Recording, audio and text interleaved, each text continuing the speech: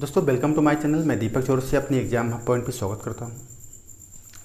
जैसा कि आज का हमारा ये जियोग्राफी का दूसरा वीडियो है और इसमें हम पढ़ रहे हैं भूगर्भिक, भारत का भूगर्भिक का अध्ययन कर रहे हैं। तो हम आज देखने वाले हैं भारत के भूगर्भिक अध्ययन में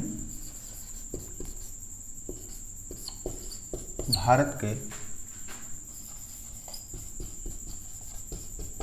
भूगर्भिक चट्टान का जो हम अध्ययन कर रहे हैं। तो हमने कल ये पढ़ा था कि ये चट्टानें जो हैं हमारे जो भारत में हैं, इसको हम 9 प्रकार में डिवाइड किए हैं। कितने प्रकार में? हम 9 प्रकार में ये डिवाइड हुआ है। प्लेस और समय के अनुसार इसे कई टाइप में डिवाइड किया गया है। तो जैसा कि हमने कल पढ़ा था आर्कियन क्रम की चट्टान, कल का हमारा जो टॉपिक था आर्कियन क्रम की चट्टान, ठीक है। आर्कियन क्रम की चट्टान हम लोग इसे पढ़े थे। क्या है आर्कियन क्रम, कैसे इसकी उत्पत्ति हुई, कैसे इसका नामकरण किया गया, इसके क्या कहा जाता है, पूरा कहाँ कहाँ ये पाया जाता है, किन किन क्षेत्रों में, इसे हमने अच्छे से पढ़ा। आज का हमारा दूसरा टॉपिक है, ये जो 9 प्रकार की चट्टानें पाई जाती हैं, इनका कभी कभी क्रम पूछा जाता है कि इनकी उत्पत्ति का क्रम क्या है। तो हम उत्पत्ति के क्रम के ही अकॉर्डिंग 9 की 9 हम पढ़ेंगे। तो जैसा कि हम बात करें कि आर्कियन के बाद जिसका नंबर आता है उसका नाम है धारवाड़ क्रम की चट्टान। क्या नाम है? धारवाड़ क्रम की चट्टान आर्कियन के बाद। तो आपको ये याद होना चाहिए कि आर्कियन के बाद जो आएगा वो होगा धारवाड़ क्रम की चट्टान। तो आज का हमारा टॉपिक होगा धारवाड़ क्रम की चट्टान, इसके बारे में अच्छे से पढ़ेंगे। दूसरी चीज पढ़ने वाले हैं आज हम धारवाड़ क्रम की चट्टान, ठीक, चट्टान। सबसे पहले हम इसके बारे में जो पढ़ेंगे इसका नामकरण पढ़ेंगे। क्या पढ़ेंगे? नामकरण। मतलब अगर हम बात करें कि इसका नाम धारवाड़ ही क्यों रखा गया, पहला प्रश्न बनता है किसका नाम धारवाड़ ही क्यों रखा गया। तो इसके लिए हमें इसका नामकरण पढ़ना है। इसके बाद इसकी उत्पत्ति कैसे हुई, इसकी उत्पत्ति कैसे हुई, इसके बाद इसकी विशेषता और महत्व को समझना है कि क्या धारवाड़ क्रम की चट्टान हमारे लिए महत्वपूर्ण है या है, तो किस दृष्टि से है, हम इसे जानने का प्रयास करेंगे। ये हमारा किसी भी चट्टान को पढ़ने का ये हमारा 3 उसमें बिंदु होता है। उसका नामकरण, उसकी उत्पत्ति, उसकी विशेषता और ऐसी क्रम चट्टान का महत्व क्या होता है हमारे भारत में या हमारे आर्थिक दृष्टिकोण से, किसी भी दृष्टिकोण से ये कितना महत्वपूर्ण है, ठीक है। तो अगर हम नामकरण की, अब पहला हम पढ़ेंगे नामकरण। क्या पढ़ेंगे? पहला पढ़ेंगे हम नामकरण। नामकरण हुआ क्या? उत्पत्ति से शुरू करते हैं तो ज़्यादा समझ में आएगा। उत्पत्ति से शुरू करते हैं। हुआ क्या कि उत्पत्ति में इसका क्रम क्या है? सेकंड है। तो पहला था आर्कियन। अब समझिएगा अच्छे से, जो आर्कियन चट्टान था, आर्कियन जो चट्टान था, ये आज के समय में इसका बहुत रूपांतरित चट्टान की श्रेणी में आया है ये, क्योंकि ये कट गया है, छट गया है, अपर्दन हो गया है। तो ये आर्कियन, तो आर्कियन के बाद आता है धारवाड़ चट्टान। तो आर्कियन की जो चट्टानें थीं वही चट्टानें धारवाड़ बन गई। अब कैसे बन गई इस समझिए। किसी भी चट्टान का जो अपर्दन होता है उसके अपर्दन होने के 3 से 4 कारण होते हैं। जैसे पहला कारण अपर्दन होने के कारण, ये प्रश्न पूछा जाता है अपर्दन के कारण। क्या है अपर्दन के कारण? पहला तो है ताप अर्थात टेम्परेचर, सूर्य का टेम्परेचर, उसका ये भी कारण है। ताप, हवा अर्थात वायु, ये भी कारण है। इसके बाद नदी अर्थात नदियों का बहाव की स्पीड से बनती है तो बहुत सारे कटाव होते हैं, बहुत सारे अपरदन होते हैं। इसके बाद वर्षा, भाई लगातार वर्षा हो रहा है, नदी बह रही है, हवा चल रहा है, तापमान तेज है, तो इन सभी कारणों से जो अपरदन हुआ तो ये चट्टान जो है काफ़ी अपरदन हुआ। इसके बाद हुआ क्या कि जब इससे अपरदन हुआ तो इससे अवसाद निकला। क्या निकला? अवसाद। अर्थात अगर ये पहाड़ है, अगर ये मान लीजिए चट्टान है और ये चट्टान कहीं न कहीं ताप, हवा, पानी और दाब, वर्षा से ये कटेगा। अगर ये कटेगा तो यहाँ से कुछ पत्थर, कुछ मलबे, कुछ अवसाद निकल कर बाहर आएंगे। आएंगे कि नहीं आएंगे? आएंगे। यहाँ के जो भी अवसाद निकल कर बाहर आएंगे, जो भी अवसाद आया, ये अवसाद आया और उस अवसाद एक स्थान पर इकट्ठा हुआ और उस अवसाद में वर्षा के कारण, नदियों के कारण जल का क्या हुआ? जल का भराव हुआ। इस जल की भराव से, इस अवसाद से मिल करके एक नया चट्टान का रूप धारण किया जो कि बना हमारा धारवाड़ का चट्टान। बात समझ में आई यहाँ तक? चट्टान कैसे बना ये? यहाँ के आर्कियन चट्टान के अपरदन के बाद जो भी अवसाद आया वो वहाँ पे वर्षा हुआ, ताप हुआ, दाब हुआ, फिर इकट्ठा हुआ, एक नया रूप धारण किया जो कि एक कौन सी चट्टान बनी? धारवाड़ की चट्टान बनी। इतनी बात समझ में आई? बात समझ में तो आप लिख भी सकते हो या स्क्रीनशॉट भी ले सकते हो, ठीक है। अब इसका नाम धारवाड़ ही क्यों रखा गया? ये तो बनने का क्रम हो गया कि चट्टान बना कैसे, ये बनने का क्रम हो गया, ठीक है। इसी के कारण ये चट्टान बना। धारवाड़ इसका नाम इसलिए रखा गया क्योंकि ये जो भी प्रक्रिया हुआ, इस प्रक्रिया को सबसे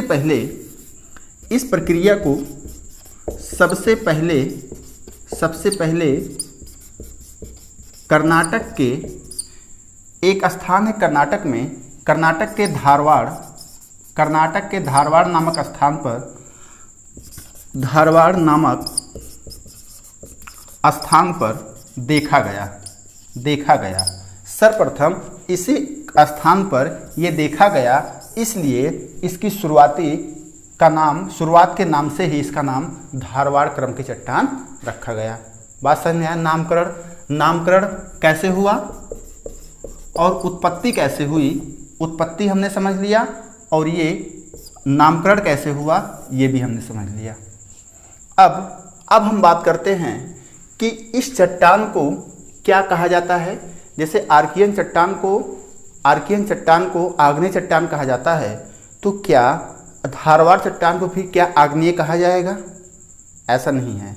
यह जो चट्टान है इसे मिटा दे रहे हैं, अब इसे मिटा रहे हैं।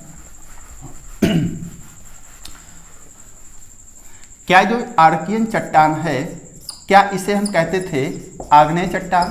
क्योंकि ये पहला चट्टान था, ये प्राचीनतम चट्टान था, ये आग के गोले ठंडा होने के बाद इसका निर्माण हुआ था, तो इसे आग्नेय चट्टान हमने कहा। लेकिन इसके अवसाद से जो चट्टान निर्मित हुआ, धारवाड़ चट्टान, इस चट्टान को हम कहेंगे अवसादी चट्टान। क्या कहेंगे हम? अवसादी चट्टान। देखिए, आपको रटना नहीं है कि ये अवसादी है। क्यों अवसादी हम क्यों कहेंगे? क्योंकि ये आर्कियन चट्टान के अवसाद से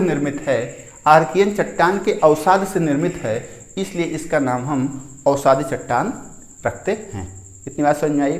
आपको कभी डाउट नहीं होगा कि अवसादी चट्टान क्यों कहा जाता है या अवसादी चट्टान कौन सी चट्टान है, तो आप आराम से बता सकते हो ये अवसादी चट्टान है, ठीक है। इतनी बात समझ में आई? अब हम समझते हैं कि ये क्या कर्नाटक में ही पाया जाता है? क्या यह चट्टान कर्नाटक में ही पाया जाता है? तो ऐसा नहीं है। ये चट्टान थोड़ा थोड़ा करके पूरे भारत के कई क्षेत्रों में पाया जाता है, लेकिन अधिकतर ज़्यादातर कुछ ही क्षेत्रों में पाया जाता है। जैसे इसका क्षेत्र क्या है, क्षेत्र देखो कहाँ कहाँ ये पाया जाता है। जैसे ये कर्नाटक में पाया जाता है, यह गुजरात में भी पाया जाता है, यह गुजरात में भी पाया जाता है। कुछ एरिया ये छत्तीसगढ़ में पाया जाता है, छत्तीसगढ़ में पाया जाता है। ये कुछ उड़ीसा में भी पाया जाता है, उड़ीसा में भी पाया जाता है। कुछ मेघालय में भी पाया जाता है, ठीक, मेघालय में भी पाया जाता है। कुछ झारखंड में पाया जाता है, ठीक, झारखंड में। और कुछ एरिया हिमाचल का भी ये लेता है थोड़ा। तो मुख्यतः हमें कर्नाटक, गुजरात, छत्तीसगढ़, झारखंड ये एरिया को जानना है कि ये कहाँ पे पाया जाता है। ये हमारा क्षेत्र होगा। इस क्षेत्र पर धारवाड़ क्रम की चट्टानें ज़्यादातर पाई जाती हैं। इतनी बात समझ में आई? इतनी बात समझ में आई, आप स्क्रीनशॉट ले सकते हैं।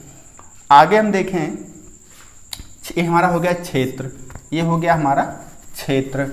अब हम इसकी मेन पॉइंट बात करेंगे, इसकी विशेषता। इसकी विशेषता क्या है? इसकी विशेषता क्या है? इसकी विशेषता क्या है? सबसे पहली विशेषता यह है कि यह अवसादी चट्टान है। कोई पूछा कि धारवाड़ चट्टान कैसी चट्टान है, तो यह कैसी चट्टान है? अवसादी चट्टान है, ठीक है। दूसरा पॉइंट बनेगा आपका, यह पहली अवसादी चट्टान है। पहली अवसादी चट्टान, आपका क्वेश्चन बन सकता है कि पहली अवसादी चट्टान कौन सी है, तो आप बता सकते हैं कि यह पहली अवसादी चट्टान है, यह पहली अवसादी चट्टान है। ओके, ऐसा भी क्वेश्चन आ सकता है कि कौन सी चट्टान अवसादी चट्टान है, तो आप बता सकते हैं धारवाड़ चट्टान पहली अवसादी चट्टान है, अवसादी चट्टान है, अवसादी चट्टान है। अब इसके बाद आता है, क्या इसमें जीवाश्म पाए जाते हैं? क्या इसमें जीवाश्म पाए जाते हैं? अच्छा, जहाँ पे जीवाश्म पाए जाएंगे, जहाँ पे जीवाश्म पाए जाएंगे वहाँ पे जीवाश्म ईंधन भी पाया जाएगा। जहाँ पे जीवाश्म नहीं पाया जाएगा वहाँ पे जीवाश्म ईंधन भी नहीं पाया जाएगा। इतना कॉन्सेप्ट रखिए दिमाग में। दूसरी चीज़, अगर पूछता है क्या यहाँ पे जीवाश्म पाया जाएगा, तो आप लिखेंगे यहाँ पे जीवाश्म नहीं पाया जाएगा, नहीं पाया जाता। हम बताते हैं, अगर जीवाश्म नहीं पाया जाएगा तो यहाँ पर जीवाश्म ईंधन भी नहीं होगा। यहाँ पर जीवाश्म ईंधन भी नहीं होगा। ये हमारे इतने प्रश्न हमारे क्वेश्चन में बनते हैं, इतने प्रश्न हमारे पेपर में बनते हैं, पेपर में बनते हैं जो हमसे गलती होने की संभावना रहती है। देखिए, जीवाश्म नहीं पाया जाता तो आर्कियन में तो हमको पता था कि आर्कियन में तो आग का गोला था, लेकिन ये आग का गोला ठंडा हुआ, चट्टान रूप धारण किया, लेकिन इतनी जल्दी इसमें जीवाश्म पेड़ पौधे नहीं आए क्योंकि एक आग का गोला ठंडा होने के बाद उसमें उर्वरक शक्ति नहीं रहती और वो एक रूप धारण कर रहा है, तो अभी इसमें जीवाश्म इसलिए नहीं पाया गया, इसलिए इसमें जीवाश्म नहीं पाया जाता। और जीवाश्म नहीं पाया जाता तो इसमें जीवाश्म ईंधन भी नहीं पाया जाता। स्क्रीनशॉट ले लीजिए अब। ये हमारा हुआ विशेषता, ये हमारा हुआ विशेषता, ठीक है। कॉन्सेप्ट समझिए बस। अगला टॉपिक हम देखते हैं। अच्छा, क्या ये धारवाड़ चट्टान हमारे लिए महत्वपूर्ण है? क्या ये चट्टान हमारे लिए महत्वपूर्ण है? यदि महत्वपूर्ण है तो किस लिए महत्वपूर्ण है? यहाँ पे क्या पाया जाता है? यहाँ पे संगमरमर पाया जाता है, संगमरमर पाया जाता है। इसके बाद यहाँ पे शिष्ट पाया जाता है, नीस पाया जाता है, शिष्ट पाया जाता है, शिष्ट पाया जाता है। बालू पत्थर भी पाया जाता है, यहाँ पर बालू पत्थर पाया जाता है, क्वार्टज पाया जाता है, क्वार्टज। ये सारी चीज़ें किस चट्टान में पाई जाती हैं? धारवाड़ के क्रम में चट्टाने में ये सारी चीज़ें पाई जाती हैं। क्वार्टज इससे चट्टानें कहाँ पाई जाती हैं? धारवाड़ क्रम चट्टान में पाई जाती हैं। ये तो हुआ हमारा पत्थर, ये सब ये पत्थर, बलुआ पत्थर, क्वार्टज सब क्या है? एक प्रकार से क्या है? ये सभी पत्थर है। क्या इसमें खनिज भी पाया जाता है? क्या इसमें खनिज भी पाया जाता है? हाँ, तो धारवाड़ क्रम की चट्टान में खनिज पाया जाता है, जैसे एल्युमिनियम पाया जाता है यहाँ पर, तांबा पाया जाता है, लोहा पाया जाता है और जस्ता भी पाया जाता है। ये चार मुख्य रूप से धारवाड़ क्रम की चट्टान में पाए जाते हैं खनिज। महत्वपूर्ण है, ये पाए जाते हैं। ठीक है, तो ये आज का हमारा टॉपिक हुआ, जिसमें हमने क्या क्या पढ़ा? हम लोग धारवाड़ क्रम की चट्टान, हमने उत्पत्ति पढ़ा, इसका नामकरण कैसे हुआ, इसकी विशेषता क्या है, इसका महत्वपूर्ण क्या है हमारे लिए, इस सारी चीज़ों को हमने पढ़ा। तो अगर आपको किसी पॉइंट पे समझ नहीं आता है तो आप कमेंट कर सकते हैं। हमारा ये वीडियो आपको अच्छा लगे तो आप लाइक करिए, सब्सक्राइब करिए, शेयर करिए। तो आज का हमारा ये सेशन समाप्त हुआ। नेक्स्ट डे, अगले दिन हम 9 के 9 पढ़ेंगे। अगले दिन हम तीसरा चट्टान हम पढ़ेंगे। तो आज का हमारा ये धारवाड़ क्रम चट्टान समाप्त होता है। Thanks for watching. ओके।